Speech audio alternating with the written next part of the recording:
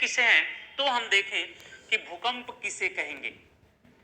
तो सीधी बात, जब किन्हीं कारणों से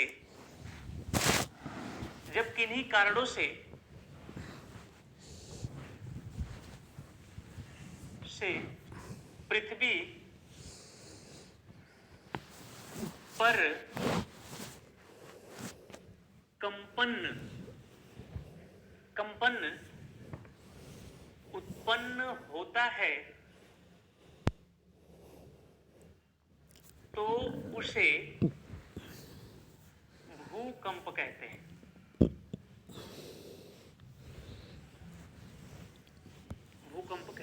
थोड़ा सा ध्यान दें, कितना आसान है। भूकंप किसे कहेंगे?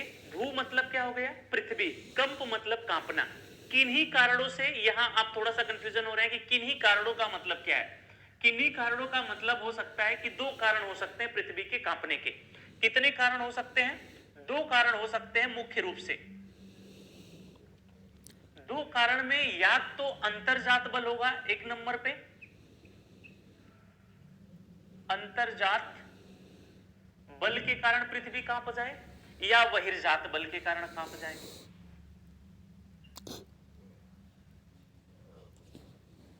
या बहिर्जात बल के कारण पृथ्वी कांप जाए। अब हमको इसमें क्या देखना है कि अंतर्जात बल क्या होते हैं, बहिर्जात बल क्या होते हैं। तो भूकंप का सीधा मतलब पृथ्वी का कांप जाना। दो कारण हो सकते हैं, एक अंतर्जात एक बहिर्जात। अंतर्जात बल का मतलब होता है जैसे पृथ्वी के अंदर जो प्लेट विवर्तन की घटना है, प्लेटें चलती हैं, प्लेटों के चलने के वजह से पृथ्वी का कांप जाना, ज्वालामुखी उद्गार के समय पृथ्वी का कांप जाना, या आपके कोई एक आंतरिक बल हो जिसके कारण पृथ्वी हिल जाती है, कांप जाती है, पृथ्वी के भूपटल हिल जाते हैं, तो उसी को हम लोग भूकंप के नाम से जानते हैं। दूसरा कारण बहिर्जात कहा गया है। तो बहिर्जात बल का कारण क्या हो सकता है? बाहरी बल क्या हो सकता है? या तो बड़े बड़े जो उल्कापिंड होते हैं वो पृथ्वी के गुरुत्वाकर्षण के कारण जब खींचे हुए अंदर की तरफ पृथ्वी की धरातल पर आने की कोशिश करते हैं, तो बड़े जो पिंड होते हैं आके पृथ्वी से इतना तेजी के साथ, इतना फोर्स के साथ धक्का मारते हैं, फोर्स लगाते हैं कि वो पृथ्वी को हिला देते हैं या पृथ्वी के उस प्लेट को हिला देते हैं, और उसी को हम लोग बहिर्जात बल द्वारा भूकंप का कांपना बोलते हैं। या मानव निर्मित कोई क्रियाएं हैं, जैसे परमाणु बम का उद्गार करवा दिया जाएगा और कोई बम छोड़ दिया जाए, या बड़े बड़े रॉकेट या कोई प्रयोग बड़े किए जाएं जिससे पृथ्वी कांप जाए, तो सभी को हम लोग सम्मिलित रूप से भूकंप कहते हैं। भूकंप, भू मतलब पृथ्वी, कंप मतलब कांपना। चंद्रमा पर यही आएगा, चंद्रमा कांपेगा तो चंद्रकंप होता है, मून क्यूक होता है। तो सिंपल साधारण सी बातें आपको समझना है। पृथ्वी का कांप जाना किन्हीं कारणों से, किन्हीं कारणों में दो कारण होते हैं, एक अंतर्जात एक बहिर्जात। हम अंतर्जात भी बाद में पढ़ेंगे, आगे चल के बहिर्जात भी पढ़ेंगे। तो इन्हीं के कारणों पृथ्वी का कांपना ही भूकंप है। मेरा मानना है कि डिफिनेशन आप समझ पा रहे होंगे। नेक्स्ट हमको देखना है कि जो भूकंप है, जो आप लोगों से सर्वाधिक प्रश्न पूछे जाते हैं भूकंप से, वो पूछे जाते हैं कि जो भूकंप की शुरुआत होती है उसे किस नाम से जानते हैं। मतलब जहां से भूकंप की शुरुआत होगी उसे हम लोग किस नाम से जानेंगे। तो मैं भी आप लोगों से प्रश्न करता हूं, जरा आप लोग प्रश्न का उत्तर दीजिएगा कि जिस स्थान से भूकंप की शुरुआत होती है उसे किस नाम से जानते हैं। मैं विकल्प भी आप लोगों को दे दे रहा हूं। भूकंप मूल, उद्गम केंद्र, अधिकेंद्र और भूकंप केंद्र। इतने में आप लोग चार में उत्तर बताइए, तब तक मैं अपना काम करता हूं। अब आप लोग देखें कि ये मैं ले लिया पृथ्वी का सतह, ये पृथ्वी का सतह है, या हम कह सकते हैं कि ये पृथ्वी का धरातल है, ये पृथ्वी का धरातल है। इससे नीचे हम लोग देखेंगे कि पृथ्वी के अंदर, पृथ्वी के अंदर खासकर भूपरपट्टी जो होती है या क्रस्ट होती है, उसके नीचे जो स्टेनोस्फीयर होता है उससे ऊपर बीच में कहीं हलचल प्रारंभ होगा और भूकंप की शुरुआत होगी। तो हम लोग ले लें कि ये मान ले रहे हैं हम लोग कि यहां ये इसका अंदर कहीं पर एक जहां से शुरुआत होगी वो हम लोग बना ले पॉइंट, और भूकंपी लहरें ऊपर की तरफ ऐसे बढ़ेगी। तो इधर भी हम लोग ले सकते हैं कि भूकंप की लहरें कुछ इस तरह से आगे की तरफ प्रसार करेगी, बढ़ेगी। ऐसे हम लोग ले लें कि भूकंपी लहरें आगे की तरफ प्रसार कर रही है या आगे की तरफ बढ़ रही है। तो सीधी बात, सिंपल सा हम लोग देख ले कि यहां से भूकंप की क्या हो रही है, तो आप कहेंगे कि यहां से भूकंप की शुरुआत हो रही है। और भूकंप महसूस कहां किया जाएगा सबसे पहले अगर बात किया जाए, और पहले पृथ्वी का और मैं फिगर आप लोगों को क्लियर कर दूं। ये टोटल हम लोग पृथ्वी बना लिए। इसमें देखा जाए कि सबसे पहले भूकंप की शुरुआत कहां से होगी, अंदर से शुरुआत होगी, यही प्लेटें टकराने की वजह से भूकंप की शुरुआत होती है। इसके बाद सबसे पहले भूकंप कहां महसूस किया जाएगा, मैं 4-5 पॉइंट लिख रहा हूं, 1 2 3 4 5 पॉइंट। तो आपका उत्तर होना चाहिए, या आप समझ पा रहे होंगे कि जो भूकंप की सबसे पहले झटका महसूस किया जाएगा वो तो पृथ्वी के धरातल पर ही किया जाएगा। अंदर हम लोग रहते नहीं है, अंदर कोई रहेगा नहीं तो महसूस करेगा ही नहीं। महसूस करने की बात हो रही है तो कहां होगी और शुरुआत कहां से होगी, तो शुरुआत तो अंदर से हो जा रही है, लेकिन महसूस करने की जब बात होगी तो 1 2 3 4 5 पॉइंटों में किस पॉइंट पे सबसे पहले महसूस होगी, तो आप कहेंगे कि सबसे पहले महसूस जो हमें होगा वो पॉइंट नंबर 3 पर महसूस होगा।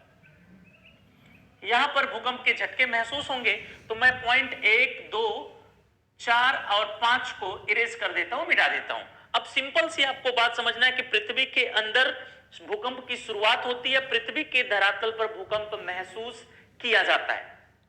अब इसमें देखा जाए कि जो महसूस किया जा रहा है भूकंप, या अंदर से ऊपर की तरफ जो जाएगा, इस भाग को हम लोग भूकंप मूल के नाम से जानते हैं।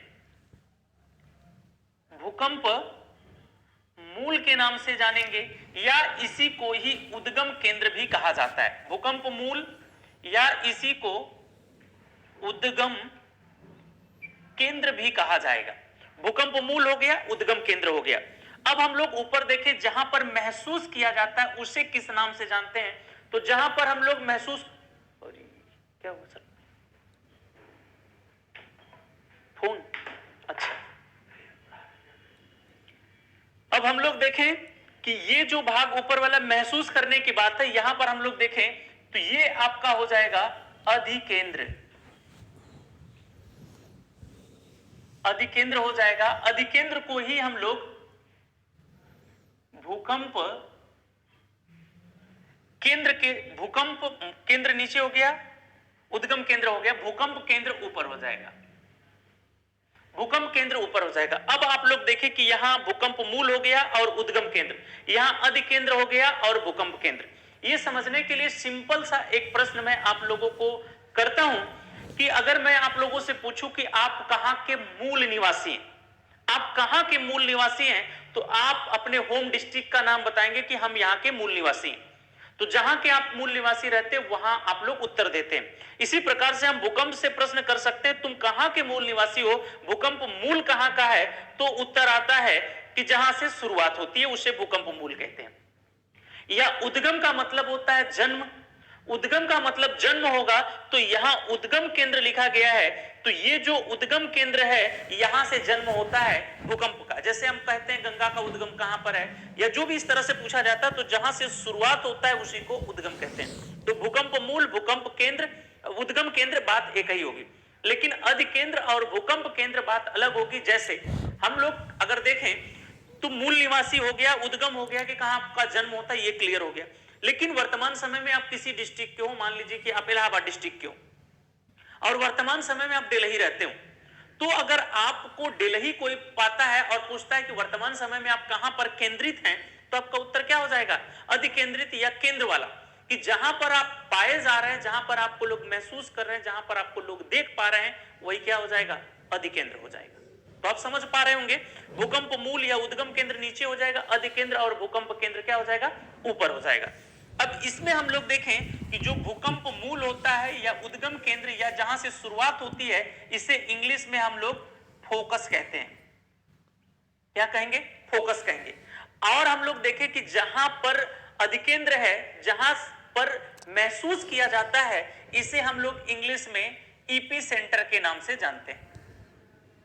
ईपी सेंटर के नाम से जानते हैं। तो ये आपका फोकस हो गया, ये आपका ईपी सेंटर हो गया। तो जहां से शुरुआत हो फोकस और जहां पर महसूस किया जाएगा उसे ईपी सेंटर कहेंगे। हम लोग अभी देखें कि जो भूकंप था उस भूकंप में हम महसूस क्या कर रहे थे, तो एक झटका महसूस करते हैं, एक धक्का महसूस करते हैं, या उसी को हम कहेंगे कि एक फोर्स महसूस करते हैं। तो फोर्स की स्पेलिंग क्या होगी, एफ FORCE। फोर्स हो गया। भूकंपों में क्या महसूस करते हैं? फोर्स। फोर्स में अगर देखा जाए तो जो फोर्स है उसमें F से क्या हो रहा है? शुरुआत हो रहा है, और E पे क्या हो रहा है? महसूस किया जा रहा है, या E पे समाप्त हो रहा है। तो फोर्स आप लोग स्पेलिंग लिखेंगे, F से शुरुआत करेंगे भूकंप का, E पे ले जाके भूकंप को समाप्त करेंगे या महसूस कराएंगे। ये चीजें समझ पा रहे होंगे आप लोग। अब इसमें देखा जाए कि ये जो केंद्र है अंदर वाला, जहां से भूकंप की शुरुआत होती है, यहां से ऊपर की तरफ जो ये आप देख रहे हैं, ये ऊपर की तरफ सेस्मिक वेव, या इसी को हम लोग भूकंपीय लहरें कहते हैं। भूकंपीय लहरें नीचे से ऊपर की तरफ उठती हैं। भूकंपीय लहरें, इंग्लिश में इसी को हम लोग सेस्मिक वेव कहते हैं। ये सेस्मिक वेव नीचे से ऊपर की तरफ जाती हैं, और सिस्मोग्राफ यंत्र द्वारा, सिस्मोग्राफ यंत्र लगाते हैं भूकंपीय लहरों का। उसी यंत्र के माध्यम से हम क्या करते हैं? अंकन करते हैं। किस यंत्र के माध्यम से? तो हम लोग देखें कि सिस्मोग्राफ यंत्र द्वारा, सिस्मोग्राफ यंत्र द्वारा अंकन करके भूकंपीय लहरों का अध्ययन करते हैं, और जिसमें भूकंपीय लहरों का अध्ययन किया जाता है उसे हम लोग भूकंप विज्ञान, भूकंप विज्ञान, या इसी को सिस्मोलॉजी के नाम से जाना जाता है। सिस्मोलॉजी के नाम से जाना जाता है। तो इस प्रकार से हम देख सकते हैं कि जहां से भूकंप की शुरुआत हो उसे फोकस, जहां पर भूकंप महसूस किया जाए एपिसेंटर। जो ऊर्जा अंदर से बाहर की तरफ जा रही है इसे प्रत्यास्थ ऊर्जा या इलास्टिक एनर्जी कहते हैं। यही इलास्टिक एनर्जी को भूकंपीय लहरें या सेस्मिक वेव कहा जाता है। यही सिस्मिक वेव सिस्मोग्राफ यंत्र द्वारा अंकन की जाती है, और अंकन करके जिसमें अध्ययन किया जाता है उस अध्ययन को भूकंप विज्ञान या सिस्मोलॉजी के नाम से जाना जाता है। यही जो प्रत्यास्थ ऊर्जा या लहरें हैं, इन्हीं लहरों के आधार पर भूकंपों को सामान्यतः 3 श्रेणियों में बांटा जाता है। भूकंपीय लहरों के आधार पर भूकंपीय तरंगों के आधार पर भूकंपों को कितने आधारों में बांटा जाता है? तो आप कहेंगे कि 3 आधारों में बांटा जाता है। 3 आधार कौन कौन से होते हैं, इन्हीं को हम लोगों को समझना है, 3 आधारों को। तो जो नंबर 1 आधार होगा उसे हम लोग प्राथमिक तरंग कहेंगे। जो नंबर 2 आधार होगा उसे द्वितीयक तरंग कहेंगे। जो नंबर 3 होगा उसे अंतिम या धरातलीय तरंग के नाम से जानते हैं। तो हम लोग देखें कि भूकंपीय तरंगों के आधार पर कितने प्रकार बनाए जाते हैं, तो 3 प्रकार बनाए जाते हैं। जो पहला प्रकार होता है उस पहले प्रकार को हम लोग यहां से देखें तो इसे हम लोग प्राथमिक या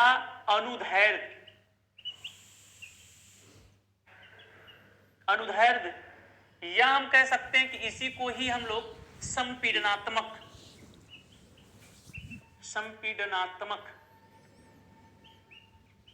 या इसी को ही हम लोग कहते हैं पी तरंग।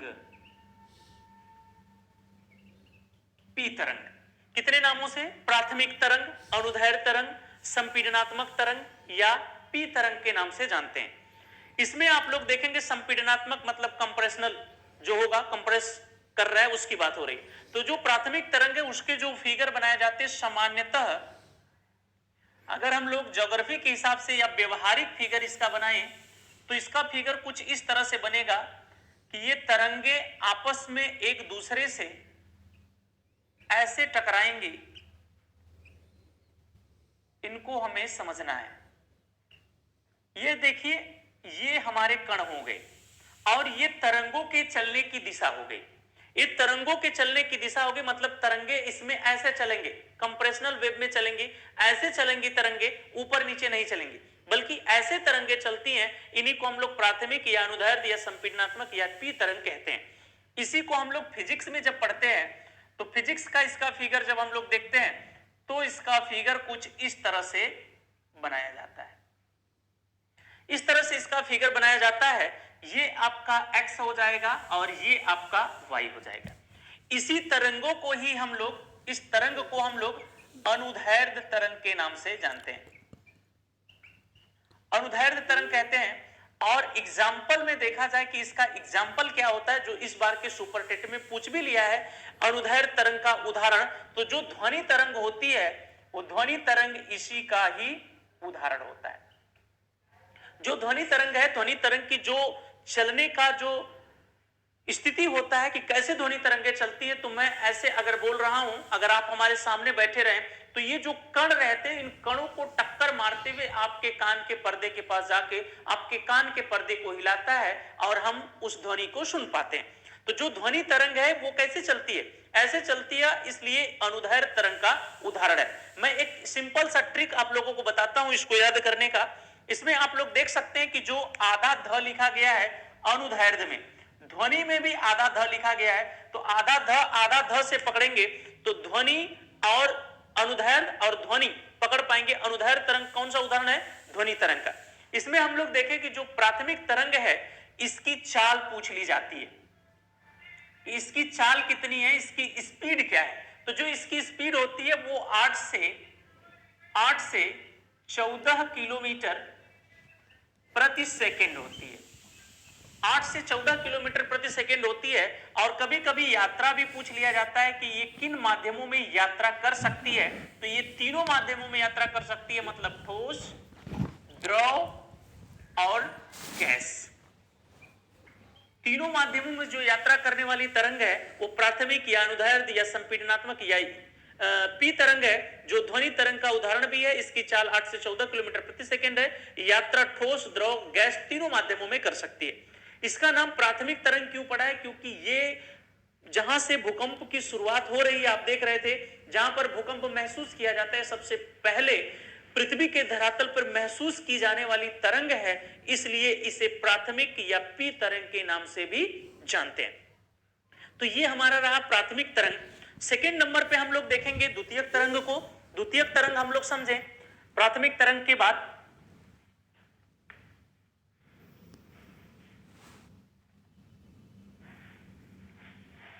दूसरे नंबर पे हम लोग देखेंगे द्वितीयक तरंग को।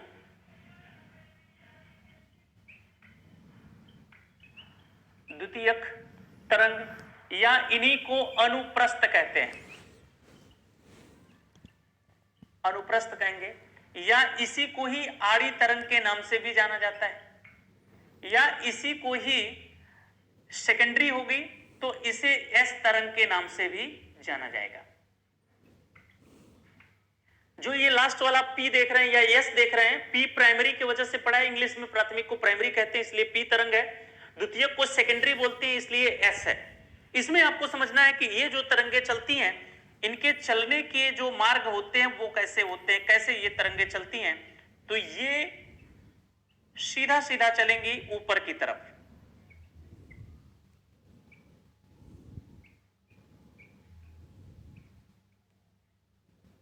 इसमें जो हमें ये सब कण दिख रहे हैं, इसमें जो तरंगे हैं ये ऊपर नीचे ऐसे की तरफ चलती हैं, इसलिए इन्हें द्वितीयक तरंग, अनुप्रस्थ तरंग या आड़ी या यस तरंग कहते हैं। फिजिक्स में जब इसे पढ़ते हैं आप लोग तो कुछ इस तरह से फिगर आप लोग बनाते हैं, यहां से ऐसे कर लेते हैं और इस तरह से इसे बनाते हैं आप लोग।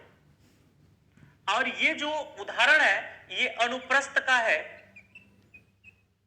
अनुप्रस्थ तरंग का उदाहरण है। और अनुप्रस्थ तरंगों में एग्जाम्पल जो लिया जाता है वो जल के सतह पर उत्पन्न तरंग होता है, मतलब जल तरंग से पहले हम लोग प्रकाश तरंग लें, जो बहुत महत्वपूर्ण है, जो प्रश्न पूछे जा सकते हैं। एक नंबर पे हम लोग लें प्रकाश तरंग, दूसरे नंबर पर हम लें जल के सतह पर उत्पन्न तरंग, जल के सतह पर उत्पन्न तरंग। इसमें आप लोग देखें तो ये भी आसानी से याद हो जाएगा, जो अनुप्रस्थ है इसमें आधा प्र मिल रहा है और प्रकाश में भी प्र मिल रहा है, तो अनुप्रस्थ तरंग प्रकाश तरंग का उदाहरण है। मतलब जो प्रकाश चलता है वो सीधा ना चल के, बल्कि वो ऐसे चलता है, किस वे में चलता है, तो वो अनुप्रस्थ तरंग के रूप में चलता है, इसे हम लोग प्रकाश तरंग कहते हैं। या जल के सतह पर उत्पन्न तरंग, जैसे तालाब कोई हो, उस तालाब में आप जब पत्थर फेंकते हैं तो उसमें जो तरंगे उड़ती है ऐसे करके, वो जो तरंग होती है वो किसके समान होती है? द्वितीयक तरंग या अनुप्रस्थ या आड़ी या यश तरंग के समान होती है। इसमें इसकी हम लोग चाल देखें, क्या स्पीड होती है, चाल क्या होती है, तो ये 4 से 6 किलोमीटर 4 से 6 किलोमीटर प्रति सेकंड होती है। 4 से 6 किलोमीटर प्रति सेकंड होती है। यही यात्रा की बात हो तो ये यात्रा सिर्फ और सिर्फ ठोस में करेगी। अब आपको ध्यान देना है, यहां आप लोग कहेंगे कि ये जल के सतह पर उत्पन्न तरंग भी आप लिख दिया है, तो ये एग्जाम्पल दिया गया है, न कि भूकंपीय तरंग दिया गया है कि ये भूकंपीय तरंग। आपको देखना है कि जो द्वितीयक तरंग होती है ये जल में या जल के सतह पर या सागरों में जाने के बाद विलुप्त हो जाती है, क्योंकि ये सिर्फ और सिर्फ ठोस में यात्रा करती है और जल में यात्रा नहीं करती है। इसलिए आप कह सकते हैं कि ये मात्र ठोस में चलती है। सागरों में विलुप्त होने वाली जो तरंग है वो द्वितीयक या अनुप्रस्थ या आड़ी या यश तरंग है। प्रकाश तरंग, जल के सतह पर उत्पन्न तरंग, इसी के अंतर्गत शामिल किया जाता है। जो तीसरा और लास्ट होता है उसे हम लोग देखें, तीसरे और लास्ट को, तो उसे हम लोग अंतिम तरंग के नाम से या धरातलीय तरंग के नाम से या लव तरंग के नाम से भी जानते हैं। इसमें हम लोग देखें 3 नंबर पे, तो जो 3 नंबर पे तरंग होगा उसे हम लोग धरातलीय सरफेस वेव, धरातलीय, या इसी को ही हम लोग अंतिम, या इसी को लव तरंग के नाम से या एल तरंग के नाम से भी जाना जाता है, यल तरंग के नाम से जाना जाता है। इसमें आपको देखना है कि इस वाले में कोई फिगर नहीं होगा। फिगर इसलिए नहीं होगा क्योंकि वास्तव में ये कोई तरंग नहीं है, बल्कि इन दोनों तरंगों का मिला हुआ रूप है। इन दोनों तरंगों का मिला रूप है। जैसे पहले वाले में देख रहे थे कि तरंग ऐसे चल रही थी, दूसरे वाले में तरंग देख रहे थे ऊपर नीचे चल रही थी। जिस तरंग में या जब दोनों तरंगे आपस में मिल जाती हैं उस तरंग को धरातलीय तरंग के नाम से जानते हैं। इसमें देखा जाए कि इसकी चाल कितनी होती है, तो इसकी चाल जो होती है वो 3 किलोमीटर प्रति सेकंड होती है। स्वाभाविक बात है कि सबसे कम चाल किसकी है? धरातली की, इसलिए इसे अंतिम तरंग के नाम से जानते हैं और धरातल के ऊपर ये प्रकट होती है, इसलिए इसे धरातलीय तरंग। इसकी खोज या इसके बारे में बताने का काम लव नामक DS लव नामक एक वैज्ञानिक ने किया, इसलिए इसे लव तरंग या एल तरंग के नाम से भी जाना जाता है। इसकी यात्रा की बात किया जाए कि ये यात्रा किसमें किसमें कर सकती है, तो ये यात्रा ठोस और द्रव में कर सकती है, गैस में यात्रा नहीं कर सकती। इसकी विशेषता थोड़ा सा हम लोग देखें तो जो इसकी विशेषता है, विशेषता ये सभी तरंगों में सबसे विनाशकारी होती है। सबसे विनाशकारी तरंग कौन सी होती है आपसे पूछ ले तो धरातलीय या अंतिम या लव तरंग होती है। कहा जाता है कि जब दोनों तरंगे आपस में मिल जाती हैं L और S, तो कोई किसी भी घर या कहीं की बर्बादी सर्वाधिक हो जाती है। जैसे हम लोग देखें कि जब भूकंप ऐसे ऐसे करके आपके घर को हिलाएगा तो एक बार आपका घर झटका सह सकता है, या ऊपर नीचे करे तो भी झटका सह सकता है। लेकिन स्थिति आप जरा सोचिए कि घर ऐसे ऐसे भी हिलाया जाए और ऐसे ऐसे दोनों एक साथ तेजी के साथ प्रक्रियाएं करने लगे तो घर या मकान, बिल्डिंग उस टाइम ध्वस्त हो जाती हैं। इसलिए सबसे विनाशकारी जो होता है वो धरातलीय तरंग। कुछ लोग तो ये भी कहते हैं कि इसकी खोज DH लव ने किया और सबसे ज्यादा विनाश किसी में होता है तो लव या प्यार में होता है, इसलिए DH लव के नाम पे ये लोग ट्रिक भी बना दिए हैं कि सबसे विनाशकारी जो तरंग है वो लव तरंग या अंतिम या धरातलीय या एल तरंग होती है। फिर इसके बाद हम लोग देखें कि ये जो पूरी भूकंपीय तरंगों को हम लोग देख रहे हैं, ये पूरी भूकंपीय तरंगों का जो किस पैमाने पे मापन किया जाता है, यंत्र पूछेगा तो सिस्मोग्राफ हो गया, लेकिन किस पैमाने पे मापा जाता है, अगर ऐसा प्रश्न आप लोगों से बन जाए तो जो पैमाना होता है उस पैमाने को देखा जाए कि पैमाना 2 प्रयोग किए जाते हैं भूकंप की तीव्रता को मापने के लिए। पैमाना कितने होते हैं भूकंप की तीव्रता को मापने के लिए? तो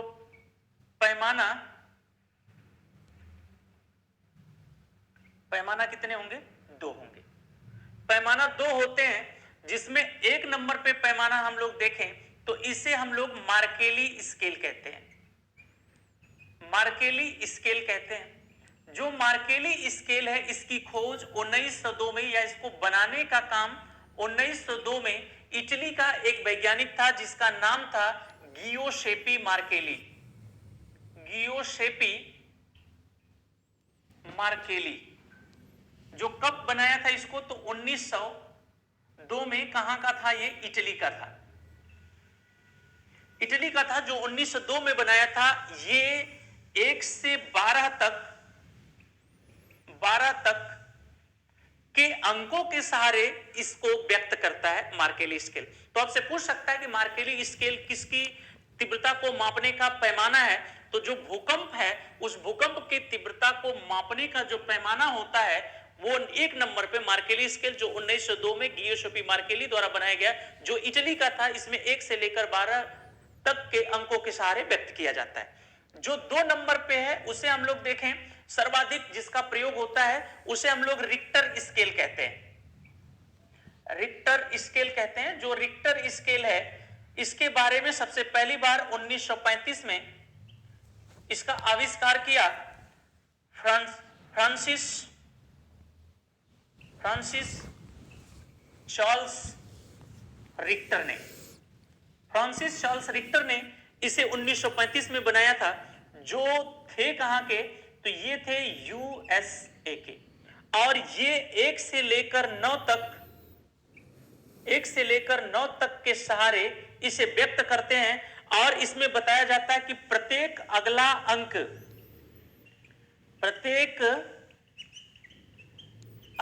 अंक पीछे वाले का 10 गुना तीव्रता व्यक्त करता है। कितना व्यक्त करता है? 10 गुना तीव्रता व्यक्त करता है। और आप लोग 1-2 पॉइंट लिख सकते हैं नोट में आपको लिखना है कि भूकंपों का देश किसे कहा जाता है? तो भूकंपों का देश जापान को कहा जाता है। भूकंप आने से पूर्व वायुमंडल में कौन सी गैस फैल जाती है? तो वो गैस हो जाएगी, अगर देखा जाए तो, रेडान। 2 चीजें आपको ध्यान में रखना है। एक तो रेडान गैस को ध्यान में रखना है, रेडान गैस को। एक भूकंपों का देश कौन सा है? तो आप जानते हैं जापान, जहां पर प्रत्येक वर्ष मतलब 1 वर्ष में लगभग 1500 बार भूकंप के झटके महसूस किए जाते हैं। तो इस प्रकार से रहा हम लोगों का भूकंपों का ये लेक्चर।